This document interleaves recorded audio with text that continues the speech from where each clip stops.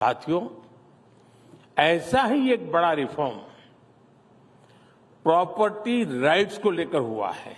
UN की एक study में किसी देश के लोगों के पास प्रॉपर्टी राइट्स का न होना एक बहुत बड़ा चैलेंज माना गया है। दुनिया के अनेक देशों में करोड़ों लोगों के पास प्रॉपर्टी के कानूनी दस्तावेज नहीं है, जबकि लोगों के पास प्रॉपर्टी राइट्स होने से गरीबी कम करने में मदद मिलती है। ये बारीकियां पहले की सरकारों को पता भी नहीं था। और कौन इतना सरदर्द उठाए जी, कौन मेहनत करे?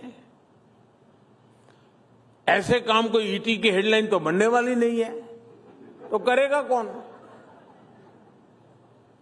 ऐसी अप्रोच से न देश चला करते हैं, न देश बना करते हैं।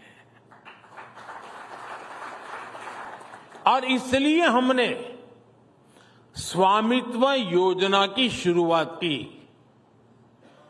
स्वामित्व योजना के तहत देश के 3 लाख से ज्यादा गांवों का ड्रोन सर्वे किया गया।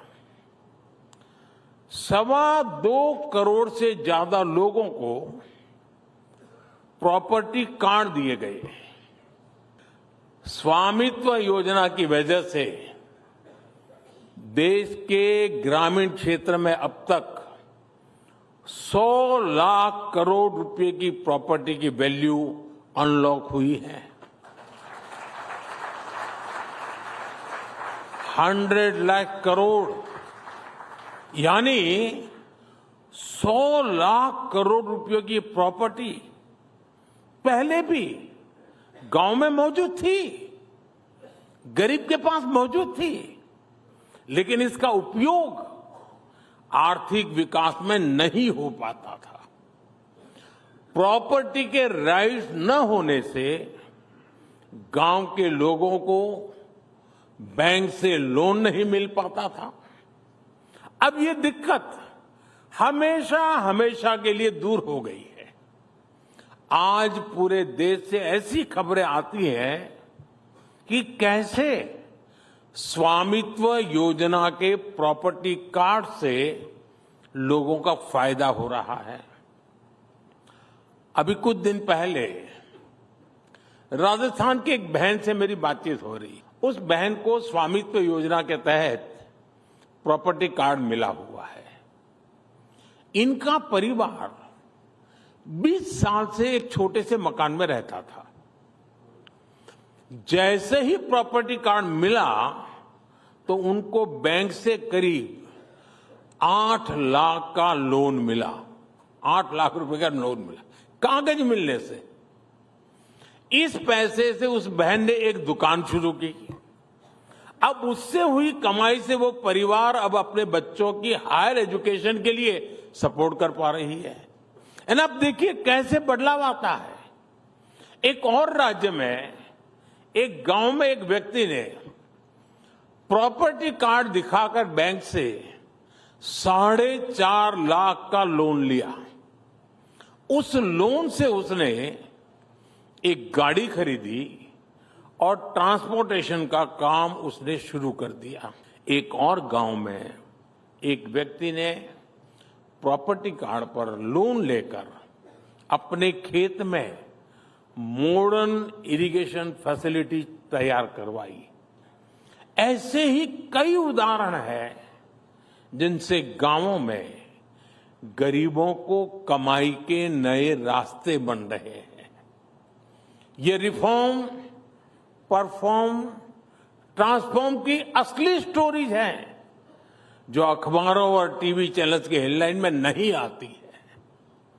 साथियों, आजादी के बाद हमारे देश में अनेकों ऐसे जिले थे जहां सरकारें विकास नहीं पहुंचा पाई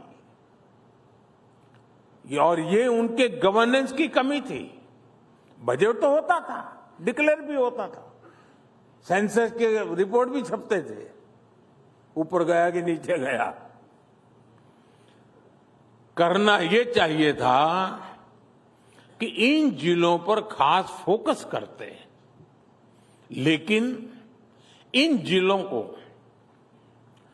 पिछड़े जिले, बैकवर्ड डिस्ट्रिक्ट इसका लेबल लगाकर उन जिलों को अपने हाल पर छोड़ दिया। इन जिलों को कोई हाथ लगाने को तैयार नहीं होता था।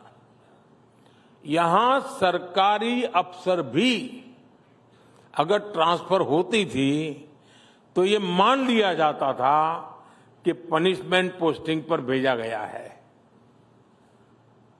साथियों, इतना नेगेटिव एनवायरनमेंट, उस स्थिति को मैंने एक चुनौती के रूप में लिया और पूरे अप्रोच को ही बदल डाला। हमने ऐसे देश के करीब 100 से ज्यादा जिलों को आइडेंटिफाई किया, जिसको कभी बैकवर्ड जिला कहते थे, मैंने कहा ये एस्पिरेशनल डिस्ट्रिक्ट है, ये बैकवर्ड नहीं है। हमने यहां देश के युवा अफसरों को वहां पर ड्यूटी देना शुरू कर दिया। माइक्रो लेवल पर गवर्नेंस को सुधारने का प्रयास शुरू किया।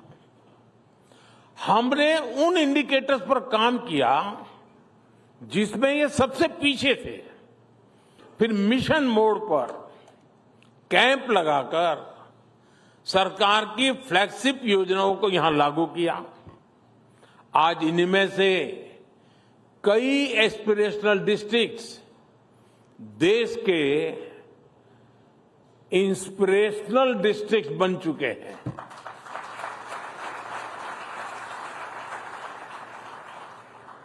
साल 2018 में, 2018 में असम के, मैं उन जो एस्पिरेशनल डिस्ट्रिक्ट जिसको मैं कहता हूं, जिसको पहले की सरकार बैकवर्ड कहती थी, मैं उनका ही जिक्र करना चाहता हूं। असम के बारपेटा जिले में सिर्फ 26% एलिमेंट्री स्कूलों में ही सही स्टूडेंट टू टीचर्स रेशियो था, ओनली 26%। आज उस डिस्ट्रिक्ट में 100% स्कूलों में स्टूडेंट टीचर रेशियो आवश्यकता के अनुसार हो गया।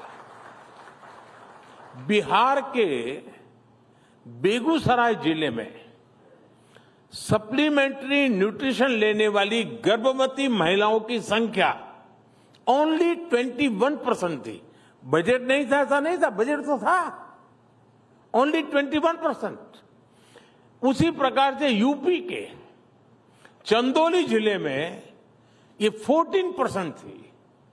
आज दोनों जिलों में ये 100% हो चुकी है।